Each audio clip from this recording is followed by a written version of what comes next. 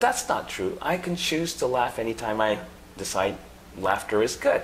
Because when I was in the worst part of the heart attack, and I'm not really knowing that this is a heart attack, it was just excruciating pain, and I was doubled over on the yard. And then, interesting thing happened. I was out of my body, and I was surrounded by these incredible masters in spirit. And so I thought, oh, thank God, you've come to help. And they all backed away. That's when you have, okay, what did I do? But the message was very, very clear. I got it immediately that they said, we're here to support you. We want you to know that, but we can't intervene. This is your choice. You have to make a choice. And as soon as they said, this is your opportunity to make a choice, I was in that place of, you know, this is, I can die. And I thought, okay, this is an important choice I need to make. But here is a very critical moment. A lot of medical personnel would have said, hey, we got to do something right now, rush you to the hospital, blah, blah, blah. No choice for them. Yeah, and the first thing I realized is, no, I can't go to a hospital until I make my choice. And so I was looking within, and when you're in excruciating pain, it's very difficult to think clearly, right? So I'm going, okay, let's start with, I need to have a starting point. So I looked at, what would most people, what kind of choices would most people be looking at if they were in my condition? And they would be making choices like, okay, call 911 or not. They would be making choices like, I don't want to die. You know, do anything so I can save myself physically.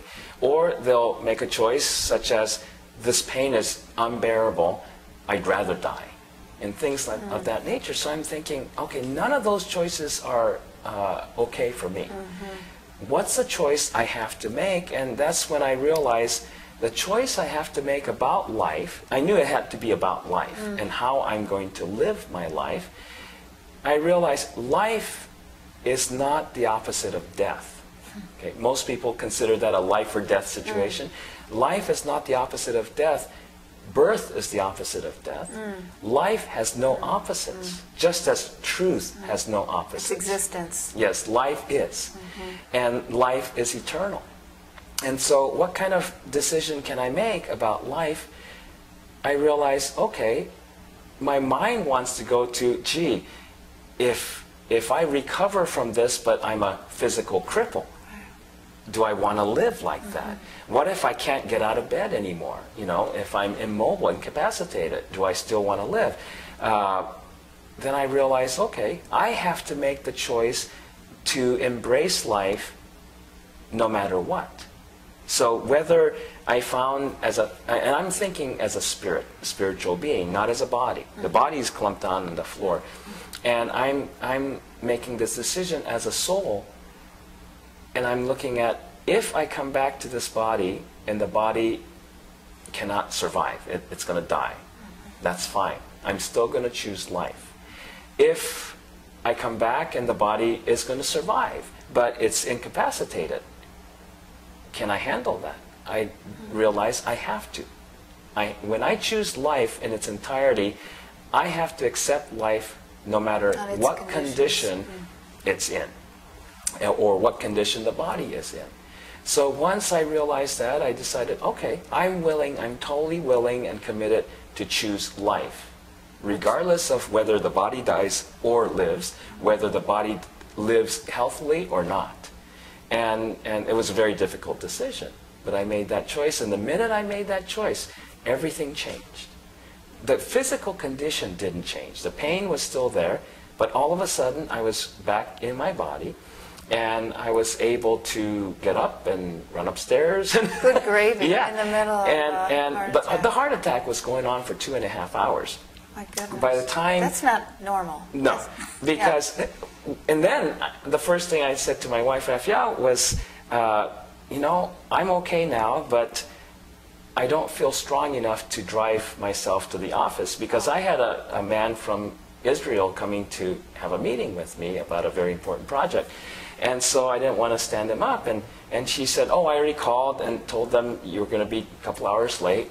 And so that's all taken care of. And she goes, can I take you to the emergency hospital just to get checked out to make sure everything's still okay? And I said, okay. At that point, I got a green light to go to the hospital. I see. When I went there, the doctors were talking away and laughing and everything. So they didn't think it was a dire emergency until she finally asked the right question of me and said, well, how long has this pain been lasting? And I said, well, then I realized I didn't know what time it was. I said, what time is it? And she said, 12:30. And I said, oh, it started at 8:30 this morning.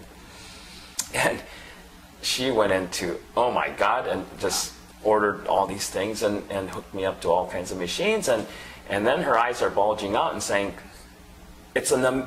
you should have been dead already. And she showed me the EKG, and she says, this is called a tombstone because people die when it's like this, and we have to do something right away. And so then she says, you have to sign this waiver because I have to inject you with this deadly chemical, deadly drug that can kill you. And I'm laughing, I'm saying, did you hear what you just said? And she said, well, there's no choice. I said, of course there's choices.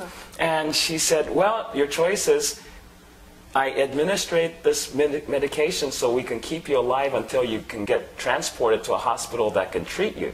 I live in a small town. They didn't have the facilities.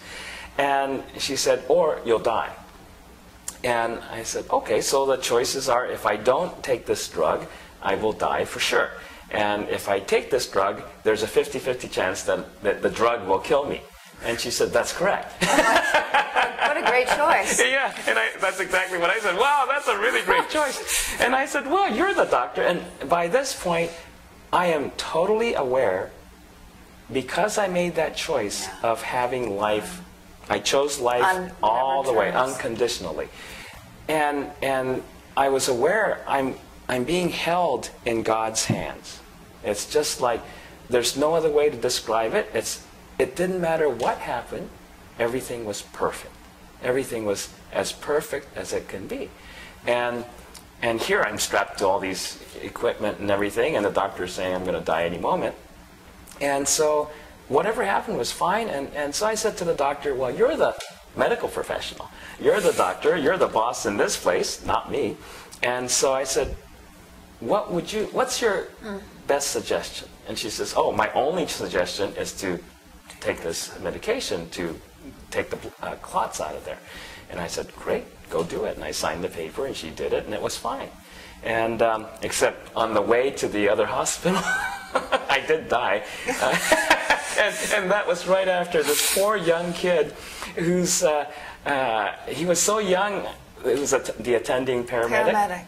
And I'm calming him down. He's sweating bullets. You're dying and you're calming him down? Yeah, well, this was before I died. Oh, before you died. Oh, that was good. Yeah, but he was really, trying. I felt so good when people found out about I was under the care of a novice.